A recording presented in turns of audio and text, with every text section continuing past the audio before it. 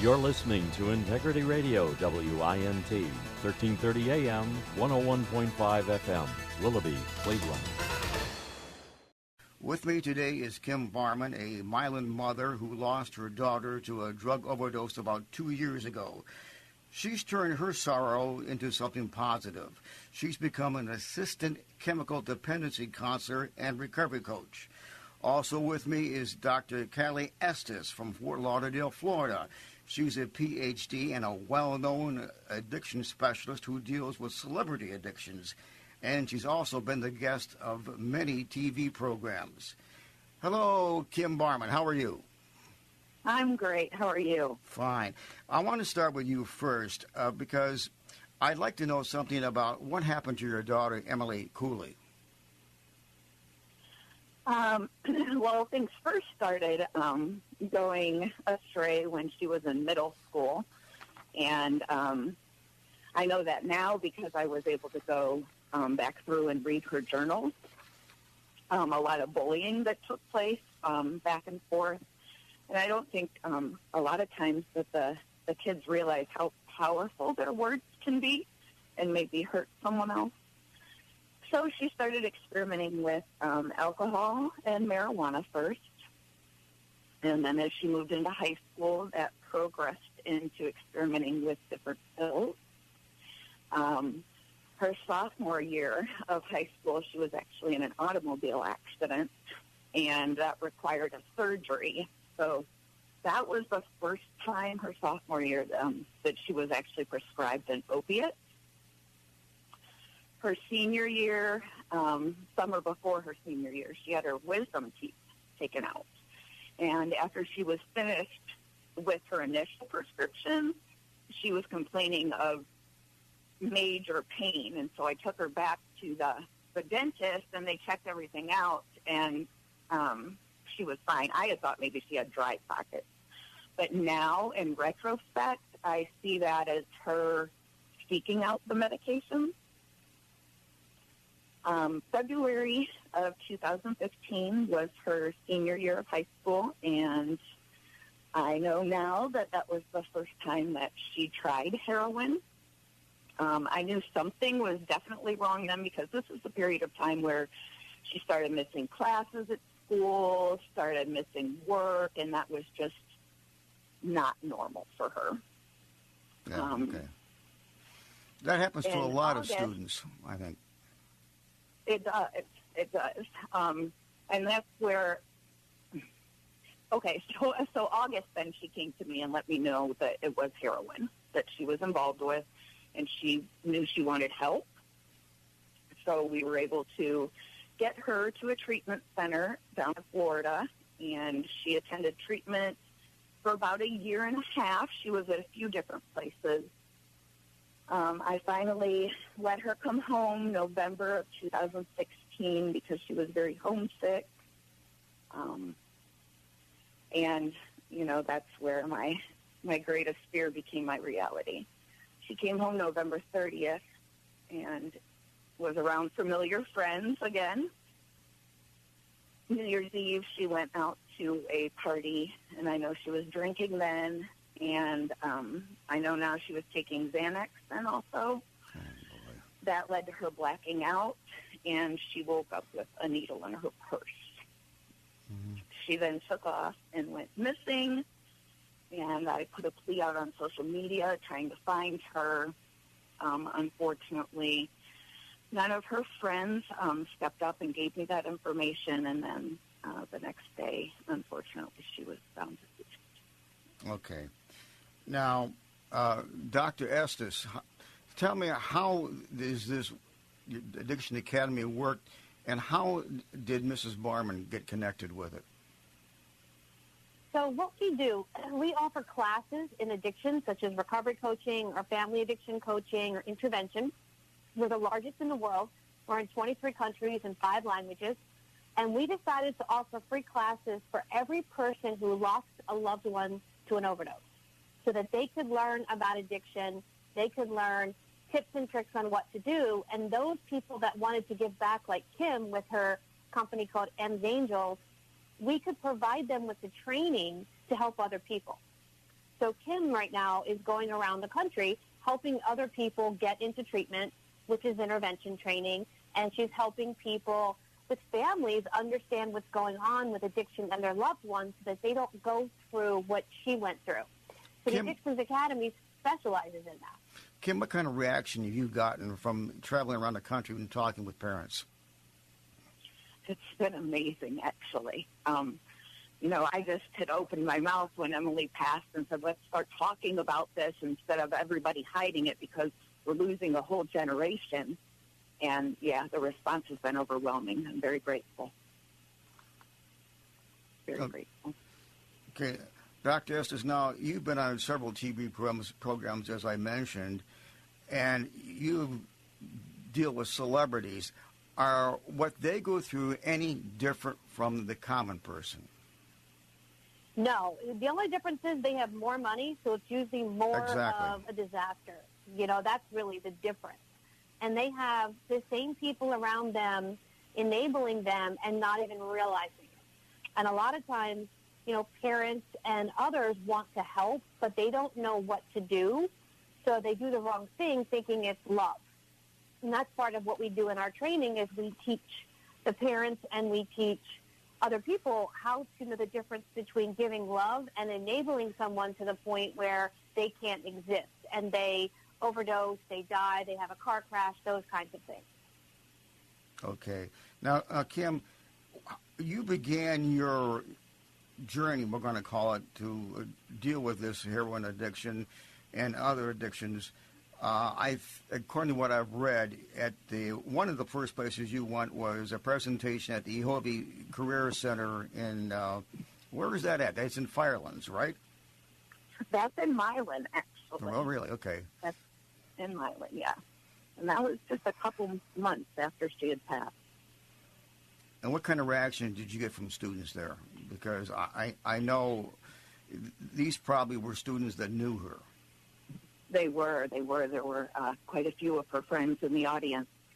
And I think the students, appreciated it. It opened more eyes. I know for the faculty there that they expressed to me that day just really opened up the lines of communication between everyone. And you hear kids talking about it. Typically, we're ashamed, especially as parents, and don't want to think that maybe we had something to do with our child's addiction. That's a good point Kim just brought up, is a lot of times people blame the parents, and that's not true. That's one of the big things we teach, is that the parents, they do things out of love, not because they want their child to fail. And a lot of people on the outside, the public, will say, well, your child's a junkie. I actually wrote a book called I Married a Junkie to kind of destigmatize the term. And they say, well, your child is doing drugs because you're a bad parent. That's not true. People get hooked on drugs for many different reasons. In M's case, being prescribed something kicks off the addiction. Right. So but the problem is that the parents, though, often miss the signs, as I understand it. They don't miss these things because they love them and they say, oh, they're growing up, and so this is normal. Well, I think we're going to be going into a commercial break pretty soon, and when we come back, I want to talk about to both you and Kim about what are the signs a parent should look for. Okay? Sounds good. Sounds good. We'll be right back.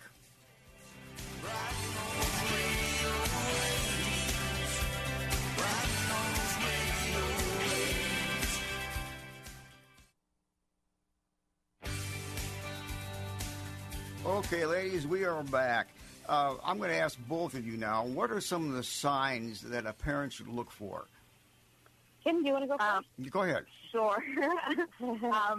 I think the biggest thing is when, the kids start out young. Typically, they're in extracurricular activities. They find things that give them a natural high.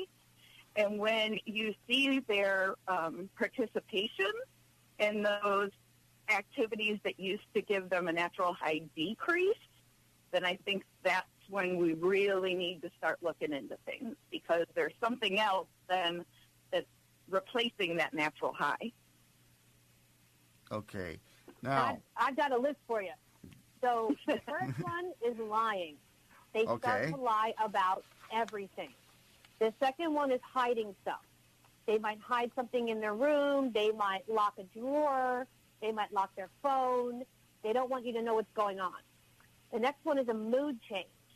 Their mood changes. They might be normally happy-go-lucky, and all of a sudden they're angry, or they're tired all the time, or they just want to sleep all the time.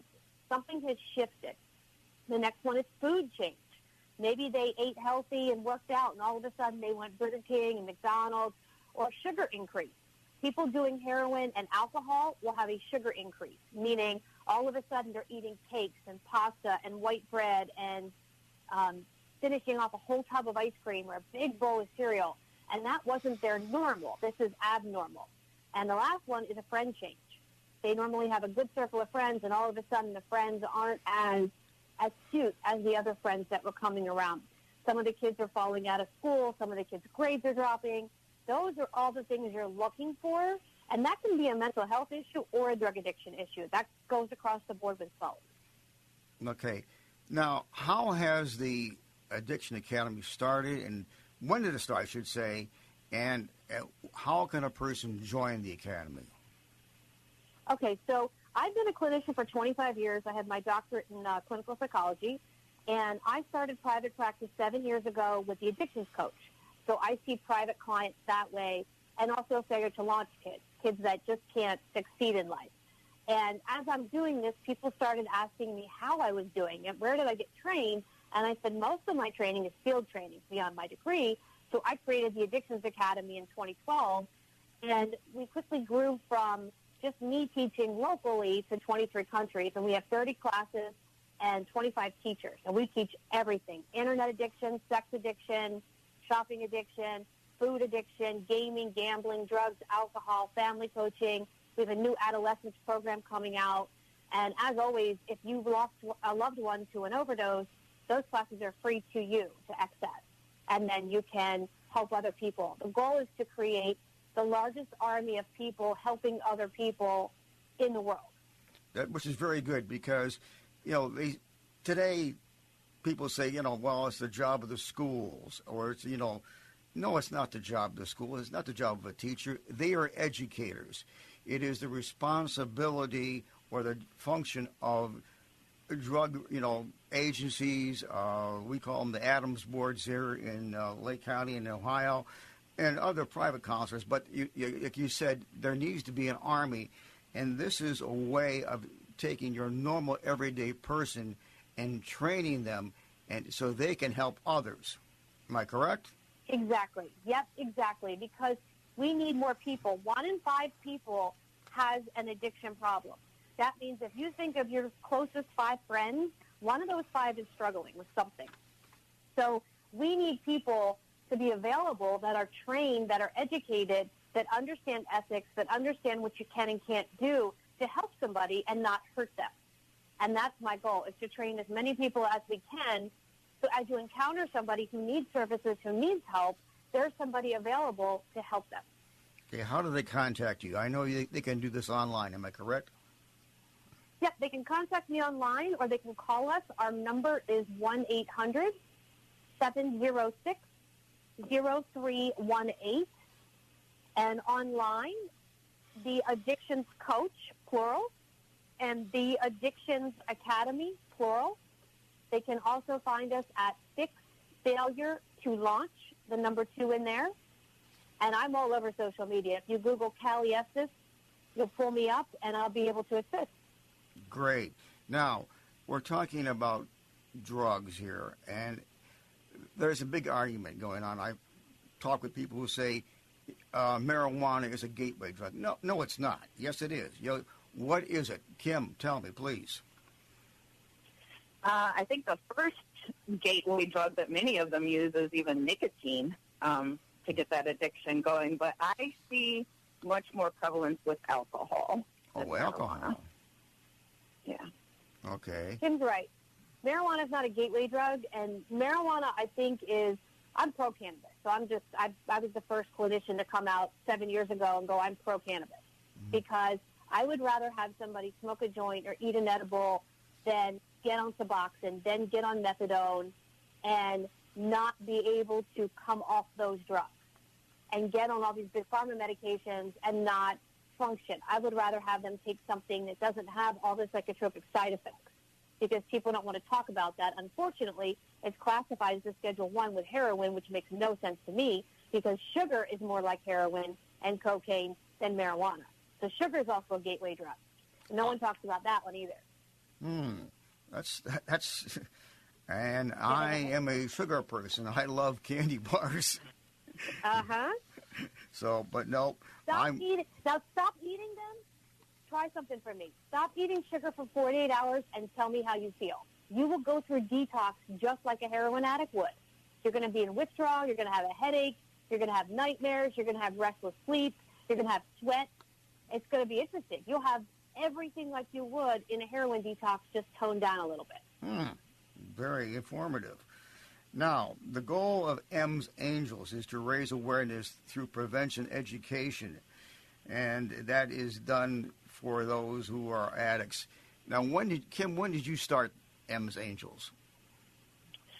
So I officially started M's Angels in May of 2017. And yes, the goal is to educate through preventative education by going into the schools. Okay. I'm sorry? Go ahead.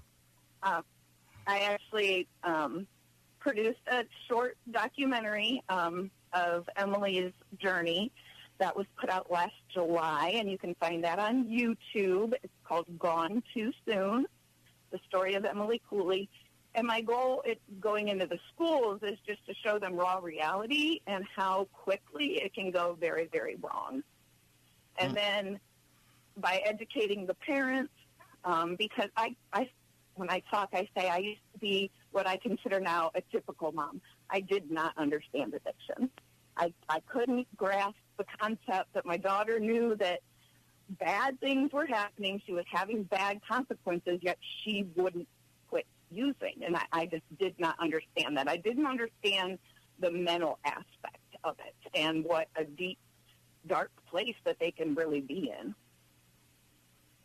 Now, Kim won an award for her documentary, which I was privy to be featured in, and thank you for that, Kim. You're very welcome. Thank you.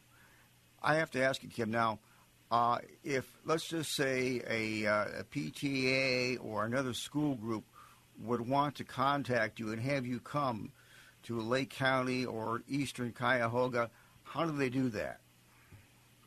I can be found on Facebook under M's Angels. It's E-M-apostrophe-S, Angels. I'm on Which Facebook is named after your daughter. We need to put that in there. Yes. And I'm very grateful for that because I think she saved a lot of lives. She's helping save lives, and that helps me, too, knowing that her life wasn't just taken in vain and that she's making a difference. I can also be reached on the phone, and my number is 419-706-9272. Now, have you worked with any public agencies on this? I currently work some with the Huron County Health Department and their addictions board that they have there. And then I've also taken courses and I'm certified through the Ohio Department of Addiction and Mental Health. Because I'm just thinking, they've had some programs here in Lake County through the Adams Board to talk about drug addiction to parents. But again, it isn't. I think it would be much better if it comes from a mother. So I think that what you're doing is a great service to everybody. Thank you. And I enjoy what I do. Okay. So once again, we have to leave very soon here. Tell me, again, how do I contact you, Kim? Go ahead. I can be reached on Facebook through M's Angels, or I am Kim Barman on Facebook. I can also be reached at area code 419-706-9272. And Dr. Estes, you? You can reach me at 1-800-706-5622. 60318. You can find me at theaddictionscoach.com, fixfailure2launch.com, or theaddictions, plural, academy.com, or just Google Cali Estes, and you'll find me pretty much everywhere. Ladies, I want to thank you both for being willing to come on our show. I hope people take note of this and do call you from Lake County. Thank you very much for being with me today. Thanks for having us. Thank you very much. You're listening to Integrity Radio, WINT, 1330 AM, 101.5 FM, Willoughby, Cleveland.